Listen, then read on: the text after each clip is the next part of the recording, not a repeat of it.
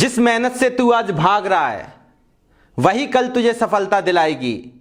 झोंक दे खुद को इस आग में, यही आग एक दिन तुझे हीरा बनाएगी। इसी के साथ मैं हूं दिनेश यादव और एक बार फिर से आपका स्वागत है आपके अपने YouTube channel Spartans learning media पर। तो आज के इस वीडियो लेक्चर में हम लोग डिस्कस करने वाले हैं बोर्ड एग्जाम से रिलेटेड 1 मार्क्स के क्वेश्चंस को। तो बिना किसी देरी के हम लोग स्टार्ट करते हैं 1 मार्क्स के क्वेश्चंस। Now let's start. देखें पहला क्वेश्चन क्या लिखा है, mention 1 use of reverse osmosis. ये सभी एप्लीकेशन बेस्ड क्वेश्चन है जो कि बोर्ड एग्जाम में 1 मार्क्स के आते हैं। तो पहला क्वेश्चन कह रहा है mention 1 use of reverse osmosis. मैंने आपको रिवर्स ऑस्मोसिस पढ़ाया था, तब आपको एक यूज बताया था। इट इज यूज्ड किसके लिए होता है, डीसैलिनेशन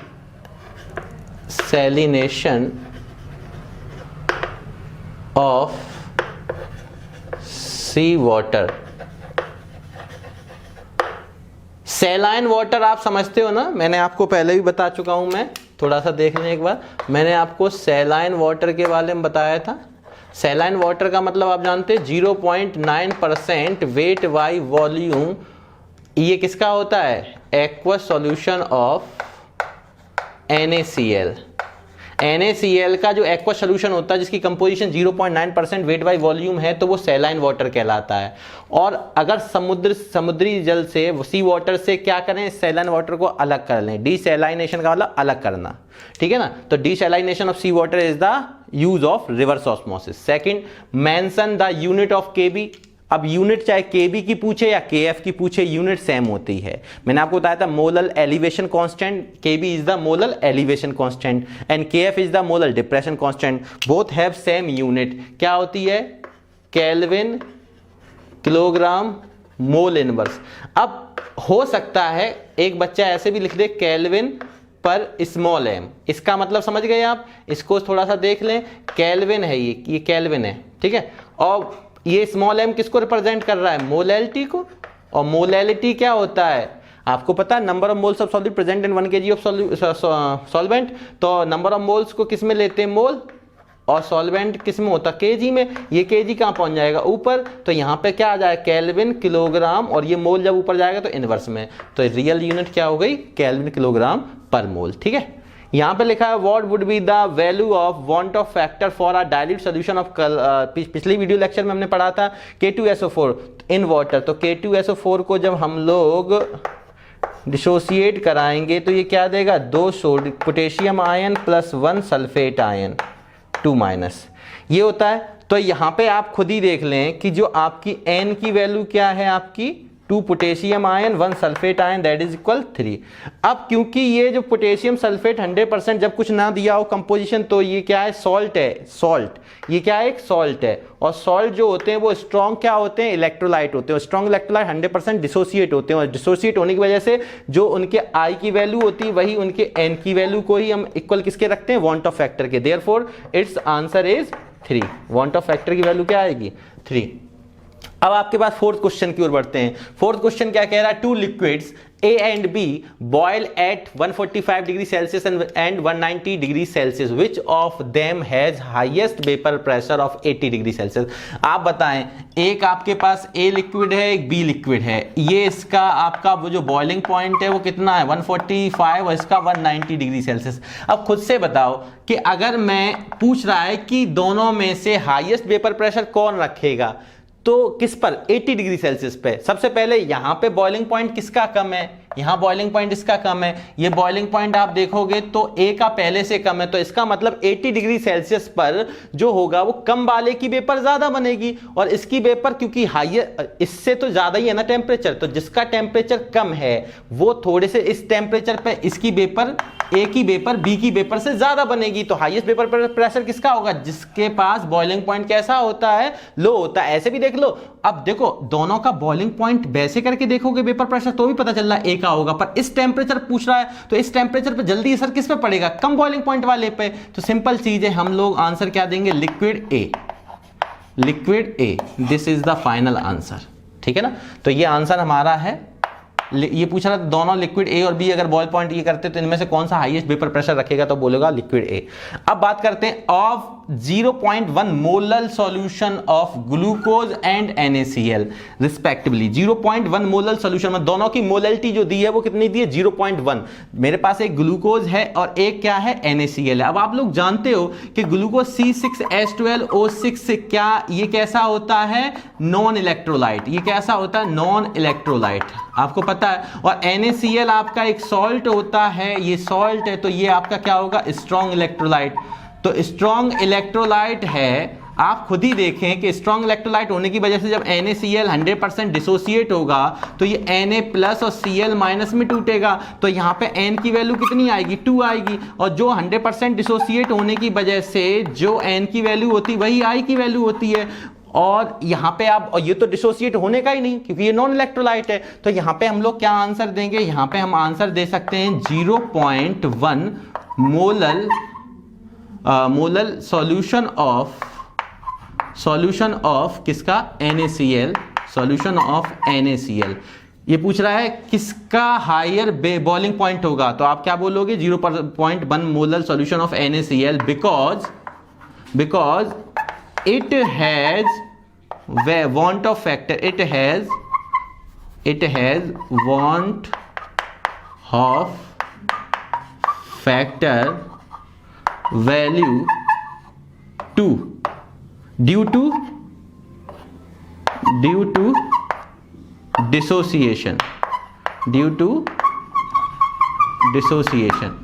इस चीज को आप ध्यान देना। 100% इसका डिसोसिएशन होगा तो जो वैल्यू N की है वही आपकी वैल्यू किसकी होगी I की वैल्यू होगी। तो इनमें पूछ रहा था कि दोनों में से हायर बॉइलिंग पॉइंट किसका होगा, बॉइलिंग पॉइंट के बारे में पूछ रहा है, बॉइलिंग पॉइंट हायर किसका होगा। अब आपको पता है, मैंने आपको पहले ही बता दिया था कि जो बॉइलिंग पॉइंट होता है अगर आप I के थ्रू करेंगे Kb/m, तो यहाँ पे ग्लूकोज देखो Kb दोनों के लिए सेम होगा, कांस्टेंट वैल्यू है, मोलैलिटी दोनों की 0.1 है, ये डिसोसिएट हुआ नहीं तो इसमें I लेके चलेंगे नहीं, इसमें I लेके चलेंगे तो कितने का मल्टीप्लाई और हो जाएगा 2 का, तो अपने आप बॉइलिंग पॉइंट किसका आने वाला है बोलो NaCl का। इस चीज को ध्यान रखना, ठीक है। अब कह रहा है what do you understand why Kf for water is. अब हम लोग जानते हैं वाटर की जो वैल्यू होती है, Kf की जो वैल्यू होती है वाटर के लिए, Kb के लिए क्या होती है 0.52 और Kf के लिए कितनी होती है, वाटर के लिए जो Kf की वैल्यू होती है वो होती है 1.86। वो कह रहा है इस वैल्यू से आप क्या समझते हैं, तो इस वैल्यू से हम लोग क्या लिख सकते हैं, आंसर लिखेंगे इट मींस दैट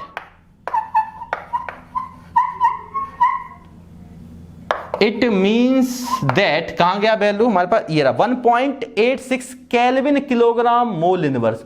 इसका मतलब समझे, it means that freezing point of water is lowered by 1.86 kelvin temperature when, कब होगा इतना लोअर टेम्परेचर, फ्रीजिंग पॉइंट इसका इतना लोअर कब होगा, इतने टेम्परेचर से इसका फ्रीजिंग पॉइंट लोअर हुआ। It means that freezing point of water is lowered by इतने kelvin temperature when 1 mole of non volatile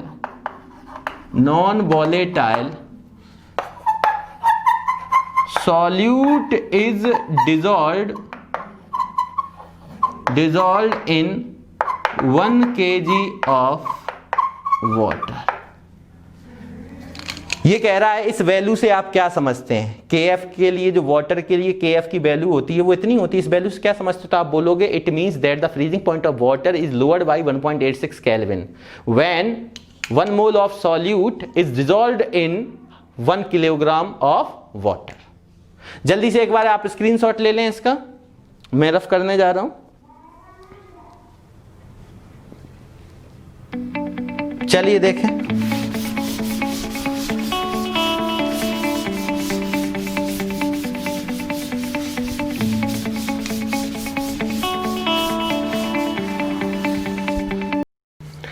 अब हम लोग देखेंगे question number 7। Why is osmotic pressure of 1 molar KCl is higher than 1 molar of urea solution? तो बहुत simple है, KCl क्या होता है, ये एक स्ट्रॉन्ग इलेक्ट्रोलाइट है क्योंकि ये सॉल्ट है, जबकि यूरिया जो होता है वो नॉन इलेक्ट्रोलाइट होता है, तो ये डिसोसिएट नहीं होता है आयंस में। तो यहाँ पे हम लोग किस तरीके से आंसर देंगे, यहाँ पे it is because KCl is dissociates in K plus and Cl minus, while urea क्या होता है, urea being a molecular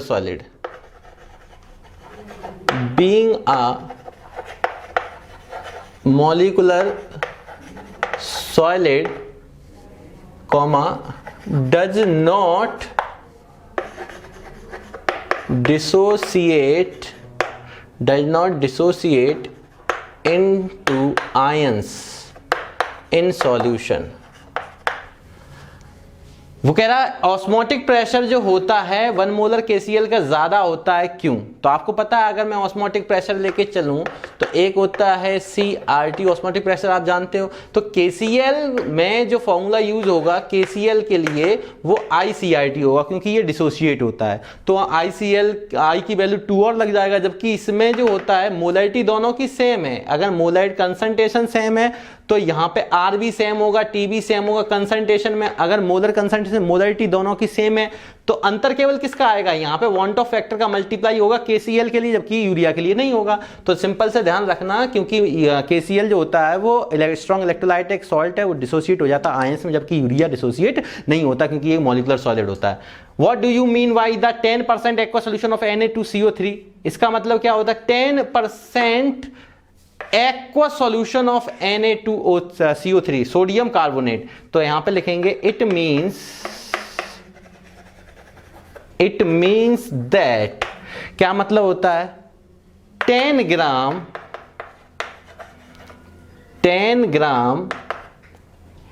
sodium carbonate is present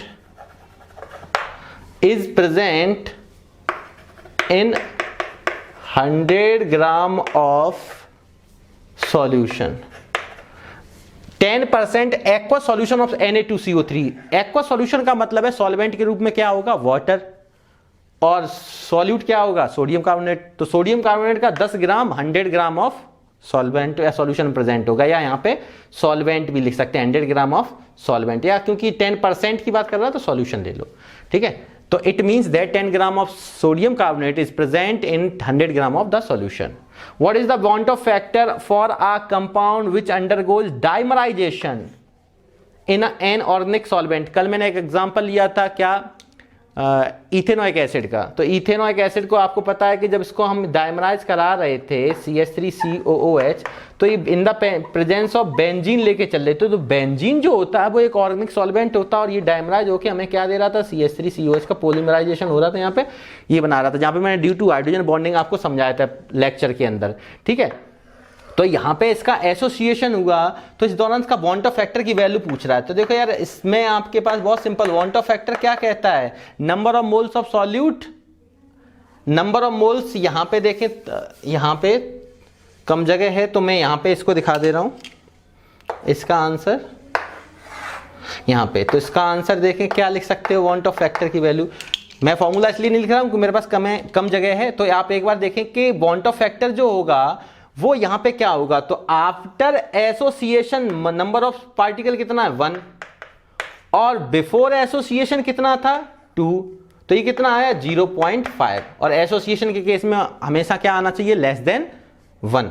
तो ये इसका आंसर हो गया 1/2 या 0.5। अब मैं बात कर ले रहा हूं 10th क्वेश्चन की। तो 10th क्वेश्चन में देखें जल्दी से, KH value for argon gaseous form में दिया, कार्बन डाइऑक्साइड, फॉर्मल्डिहाइड, मीथेन।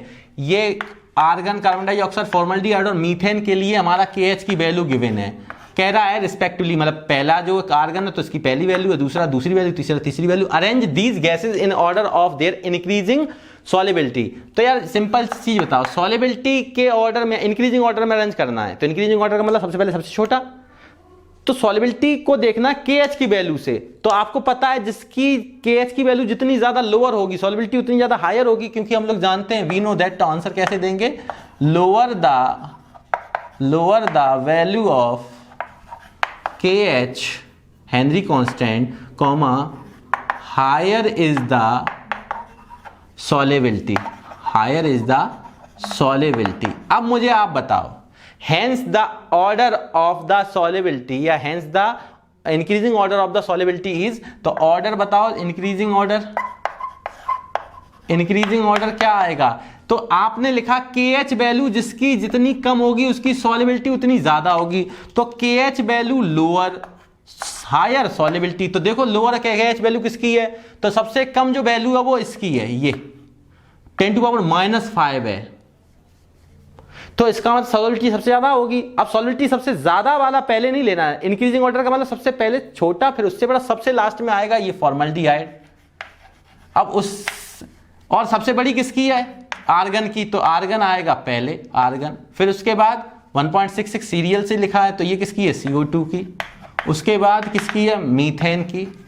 तो देख लो जिसकी KH वैल्यू ज्यादा उसकी सॉल्युबिलिटी कम, तो ऑर्डर आप इंक्रीजिंग लिख सकते हैं। Which one of these has highest freezing point, FP का मतलब फ्रीजिंग पॉइंट, ये 3 पॉइंट दिए, इनमें सबसे ज्यादा फ्रीजिंग पॉइंट पूछा है। तो यार ये बताओ, ये इलेक्ट्रोलाइट है स्ट्रॉन्ग, ये भी इलेक्ट्रोलाइट स्ट्रॉन्ग, क्योंकि ये एक स्ट्रॉन्ग सॉल्ट है, ये सॉल्ट है, स्ट्रॉन्ग नहीं, ये सॉल्ट है। और सॉल्ट सभी कैसे होते हैं, स्ट्रॉन्ग इलेक्ट्रोलाइट होते हैं, 100% डिसोसिएशन होगा। ग्लूकोज जो होता है ये नाइदर डिसोसिएट नॉर एसोसिएट, ना तो इसका डिसोसिएशन होता है ना एसोसिएशन होता है, तो उसके अंदर डिसॉल्व तो होगा पर डिसोसिएट नहीं होगा। तो यहाँ पे ये तो डिसोसिएट हो जाएंगे, कंसंट्रेशन सबकी सेम है। तो जो नॉन इलेक्ट्रोलाइट है उसको ऑब्वियसली उसको फ्रीज करने के लिए किसका फ्रीजिंग पॉइंट कैसा होगा, हाईएस्ट फ्रीजिंग पॉइंट कौन रखेगा, नॉन इलेक्ट्रोलाइट। तो इसका आंसर क्या हो जाएगा, 1 मोलर ग्लूकोज। ठीक है, ये इसका आंसर है। और बताओ यहाँ पे अगला क्वेश्चन क्या कह रहा है अपने से, give an example of a solid solution in which solute is gas. ये सेकंड क्वेश्चन एनसीईआरटी के एक्सरसाइज में भी आपको मिलेगा और बोर्ड एग्जाम में ये क्वेश्चन कईयों बार आए हुए हैं, इसलिए मैं करा रहा हूं। तो यहाँ पे कह रहा है एक एग्जाम्पल दो जिसमें सॉलिड सॉल्यूशन बनना चाहिए और जिसमें सॉल्यूट गैस हो, मतलब गैस सॉल्यूट गैस होना चाहिए और सॉलिड सॉल्यूशन होना चाहिए। तो गैस इन सॉलिड लेके चलेंगे, नहीं लेके चलेंगे। और गैस इन सॉलिड में क्या लेके चल सकते हो, अगर सॉलिड सॉल्यूशन चाहिए तो आपको इसका मतलब आपने एक एग्जांपल पढ़ा था जब मैंने शुरुआत में बाइनरी सॉल्यूशन के टाइप पढ़ाए थे 9, तो आपने वहां पे पढ़ा था solution of hydrogen gas in palladium. ये क्या है, पैलेडियम। तो पैलेडियम यहाँ क्या है, मेटल है, सॉलिड, ये किस में होगा, सॉलिड। ठीक है, और यहाँ हाइड्रोजन क्या है, गैस, ये तो दिखाई दे। तो gas in solid, gas solid solvent में जा रही, तो सॉलिड क्या है यहाँ पे, एज अ सॉल्वेंट है, और ये यहाँ पे क्या है, एज अ सॉल्यूट है। तो यहाँ पे ये एज अ सॉल्वेंट और एज अ सॉल्यूट। तो यहाँ पे सॉल्यूट किस में जा रहा है, सॉलिड सॉल्वेंट में। तो ध्यान रखना गैस इन सॉलिड सॉल्यूशन का ये एग्जांपल हुआ जहां पे सॉल्यूट हमारा एक क्या है, गैस है। एक बार स्क्रीनशॉट ले ले।